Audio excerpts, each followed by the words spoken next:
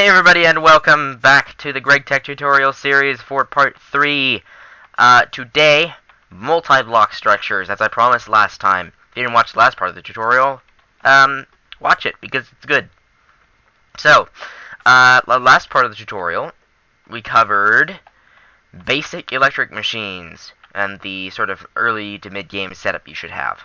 Now that you've got your basic energy production and metalworking done, then you should get some multi-block machines.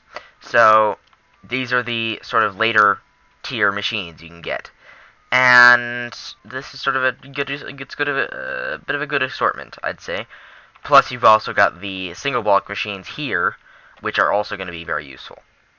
So let's get started. First of all, the first thing you're probably going to want to get is the industrial blast furnace. You're going to need this because this is what's going to process all your high tier metals. So you can make steel with this. You can make, you can process aluminum. You can process chrome, titanium, pretty much anything. Its recipes, you can see you can make steel with coal dust and iron, and you can make tungsten steel, which is a really high tier alloy, and you can make just all sorts of different stuff with it, and it's got a whole bunch of recipes. And a lot of these recipes are not used yet, so they're not completely integrated, or the stuff that goes into them is not used yet, but you get a lot. You'll see that each of these recipes along sort of the bottom here, it says heat capacity, and you'll see that's measured in K. I believe that stands for Kelvin, though I'm not sure.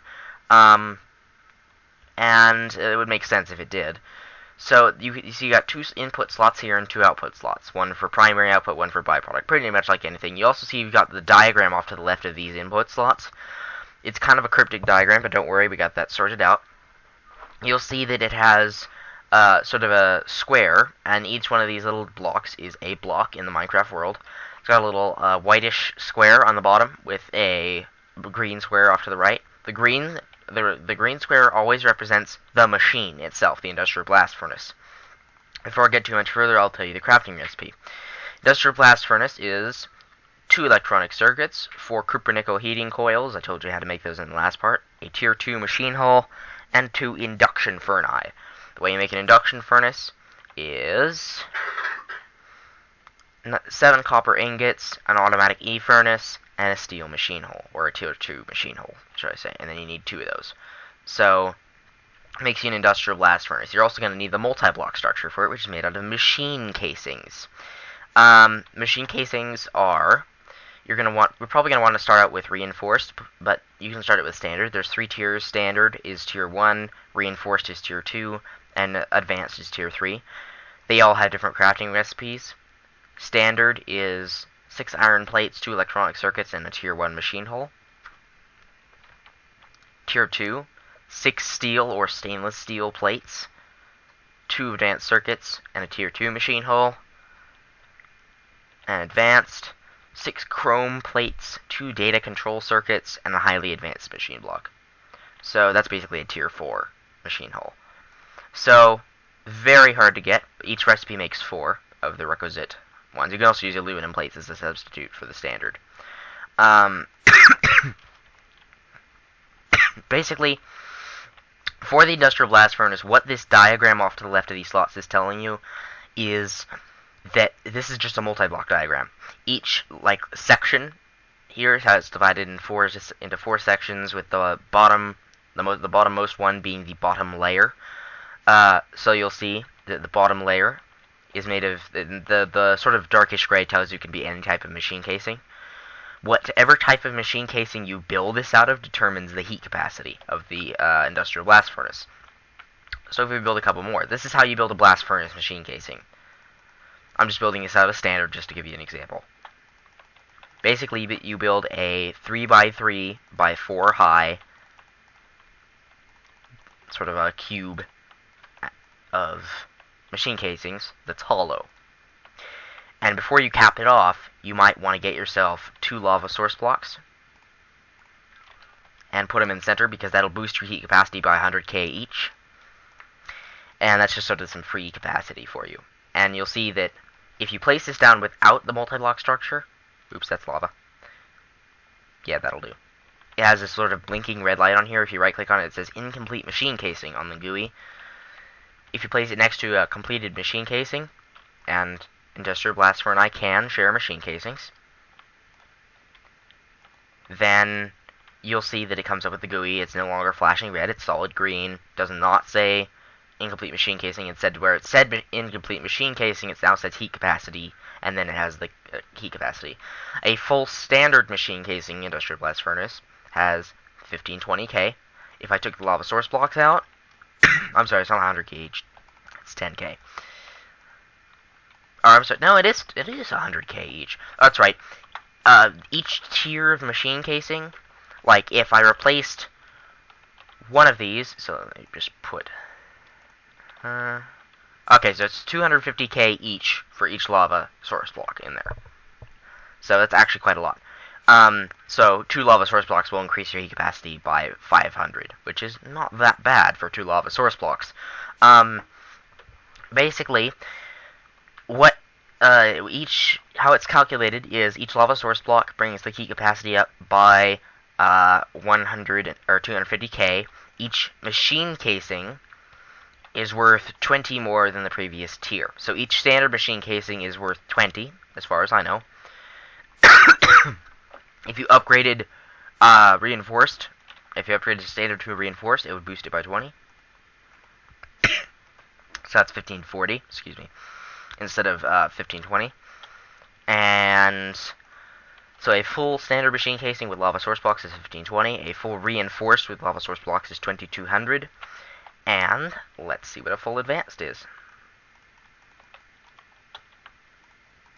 1, 2, 3, 4, 5, 6, 7, 8, 9, 10, 11, 12, 13, 14, 15, 16.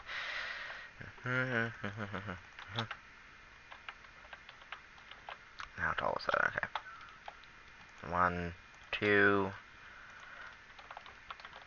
Alright, full advanced with 2 lava source blocks is 2880K. Now, you'll notice, you've been paying attention here, that the heat capacity required for hot tungsten steel ingots, which are the highest tier thing that can be made in the blast furnace, 3000. A full advanced is 2880. How does that work? Well, there is another way to increase the industrial blast furnace's heat capacity. Coils. Heating coils. Actually, you can't use nichrome. Actually, yes, you can. You can't use cupronickel. You can use nichrome or canthal. Canthal heating coils, made with 4 canthal ingots and a wire mill. Canthal is made in a vacuum freezer. I'll get to that later, with a hot canthal ingot, which is made in an industrial blast furnace with a heat capacity of 2500K with 1 canthal dust. Makes a hot canthal ingot. So, oops, I just increased that one. Yes, destroy that. Yeah, there we go. So, 2200K, not quite high enough. You're gonna need something like a advanced machine casing. Maybe not all advanced. I think you're gonna need to be out maybe half the structure out of it. Because you're gonna need to get 3,000 or 300 more K than the standard basic reinforced machine casing industrial blast furnaces. Oh, that's standard. Okay, let's see how much that is. That's 2540. So I can replace 2 more. There, that's the minimum amount of machine casings that you'll need. So that's 1, 2, 3, 4, 8, 11, 14, 15, 15 advanced. So just go with 16 advanced and the rest reinforced. And that's all you'll need. And then once you get your canthal heating coils, right-click on it. It'll increase the heat capacity. It increases it by 500K. If you want to increase it even further, right-click on it with nichrome heating coils, and increase it further to 3500K. A further thing you can do with this step is if you want to reuse your advanced machine casing somewhere else, for example, for another multi-block structure, you can always, once you've upgraded the machine or the capacity past canthal, nichrome only requires an alloy smelter. So it doesn't require the blast furnace at all. But you must do Canthal before you do nichrome. So you can't just cheat and do nichrome initially. That's all you can do. So now I could theoretically take all of the advanced machine casings out of this, and it would still be above 3000K. So it could smelt anything. So keep that in mind. Also, the industrial blast furnace is a tier 2 industrial machine, so it can take 128 EU per packet. Right, next machine, industrial grinder. This is not essential. In fact, I don't think it'll ever be essential in your build, but it is nice to have. It's basically a super advanced macerator. It takes water and an ore or whatever else you have, and it outputs not only the standard byproducts, so like, for example, if we're processing, let me find a commonly used ore, like, for example, copper or something like that. So let me find copper here real quick. What was this? That's tin. Tin. Yeah, tin's a good example. Tin ore. You'd normally get 2 crushed tin ore or 2 pulverized tin ore, or basically some sort of macerated up ore. Now you get 2 purified crushed tin ore, 1 small pile of iron dust. Remember, small piles of dust are 4 small piles to a regular pile. So it's a quarter of an iron dust and a quarter of a zinc dust. Takes 12,000 EU and 5 seconds. Again, industrial grinder is a tier 2 machine, so it can take 128 EU a tick. Basically, rain. Oh, great. Oh, no. Yeah, GregTech machines catch on fire when they are rained on, so just keep that in mind. Basically, industrial grinder for wolframium or diamond grinders. Wolframium's a bit cheaper if you want to save on diamonds, but you can't make it until you have a fairly high tier blast furnace. Tier 2 machine hull, 3 advanced circuits, a pump or a pump module from GregTech, or a pump from IC2 or whatever, and an industrial electrolyzer. Again, multi-block structure. You'll see the diagram on here. Light gray means regular machine casings. Dark gray means any type of machine casings. And really dark gray, almost black, means reinforced, and pink means advanced. So then the green block means the unit itself, the actual machine. Blue means water, and red means lava. So this one is built with a solid layer standard on the bottom, a ring of reinforced with a water source block in the middle, and a solid layer standard on the top.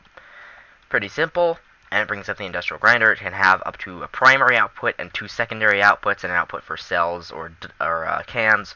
If you don't want to be putting cells and stuff in here, you can always pipe water in directly from an aqueous accumulator or pump or whatever, and so that it's easily automatable.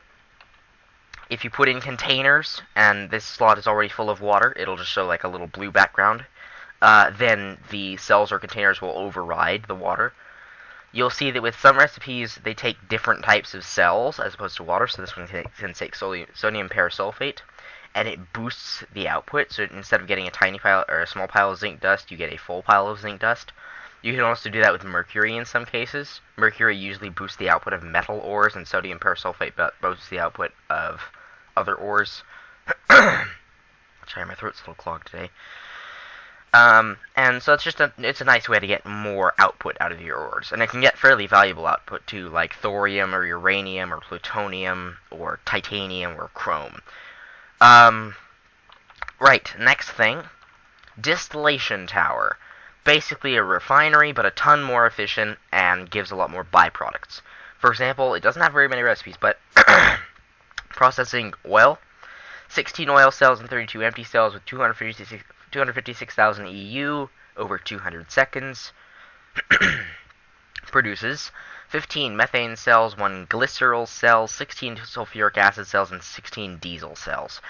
Diesel is basically refined fuel. It's just fuel from Buildcraft. They just call it diesel. So, in other words, extremely efficient. Extremely efficient. So, and also glycerol can be used to make nitro diesel, which is nice. So I can make nitro co-fuel or nitro diesel in a chemical reactor. So it's rather nice. Right. Bit more complicated, this one. solid layer of standard machine casings on the bottom. By solid layer, I mean not with a hole in the middle. Ring of advanced, ring of standard, ring of advanced, and then solid layer standard on the top. Basically, it's hollow all the way down. And so the entire multi-block structure is 5 blocks tall. Tallest multi-block structure there is. Another rather simple one, Industrial Sawmill.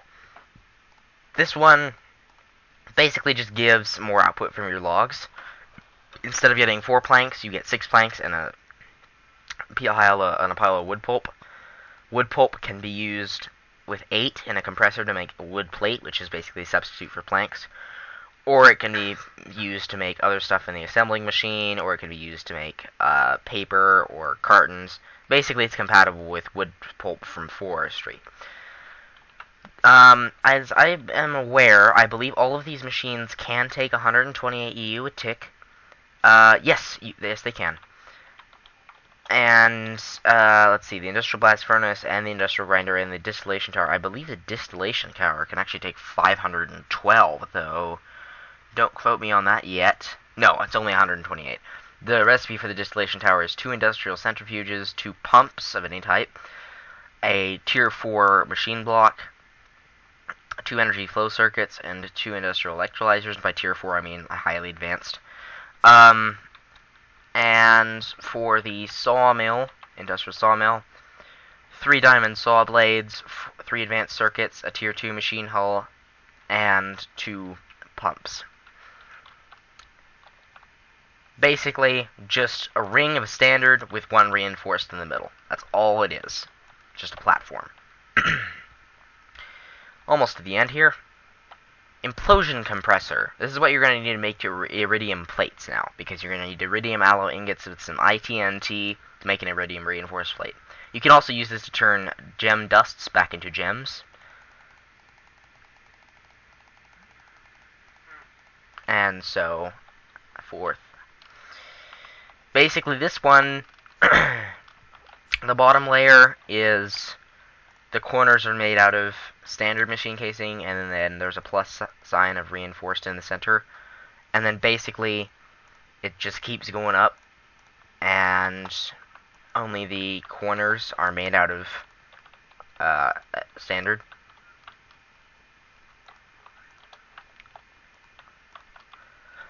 Basically, it's just a block with the corners cut off and turned into standard, and it's hollow. So it's actually not that hard when you think about it. It just looks complex. Last one, and the Implosion Compressor is built with 4 advanced alloy, 2 Tier 2 machine hulls, 2 circuits, and an automatic compressor. Last one is the Vacuum Freezer. Vacuum Freezer is made with 4 stainless steel plates. Yes, it has to be stainless steel. You can make stainless steel with 6 iron dust, 1 chrome dust, 1 manganese dust, and 1 nickel dust in a crafting table, and then pop those. It makes 9 stainless steel. Put those in an industrial blast furnace with a temperature of at least 1700 K to make stainless steel ingots, which can then be rolled into stainless steel plates, etc., etc. So in addition to those, you need 2 pumps, 2 advanced circuits, and a reinforced glass. The multi-block for it is basically just a cube of reinforced machine casing with the center of each side replaced with advanced, so you can see there. So the internal is only advanced, so just the center block of each side cut out and replaced with advanced. And it's just got this GUI. It can cool down coolant cells from reactors at the cost of some EU. It can cool down plasma cells, though don't ask me how you get silicon plasma because you can't get that yet. It can cool down hot ingots, so this is how you cool down hot ingots. Yeah, you can get terbium plasma cells, and oxygen plasma cells, and beryllium plasma. Don't ask me how you get those. The only plasma you can get right now is helium plasma. So, and that can be cooled down into helium. Though why you would want to do that, I don't know, because helium plasma can produce 4,000 EU, so it can produce 4.96 million EU. So why do you want to put that in a vacuum freezer and just cool it down? I don't know. Got too much helium plasma? Vacuum freezer will take care of you. Right, just a last little bit.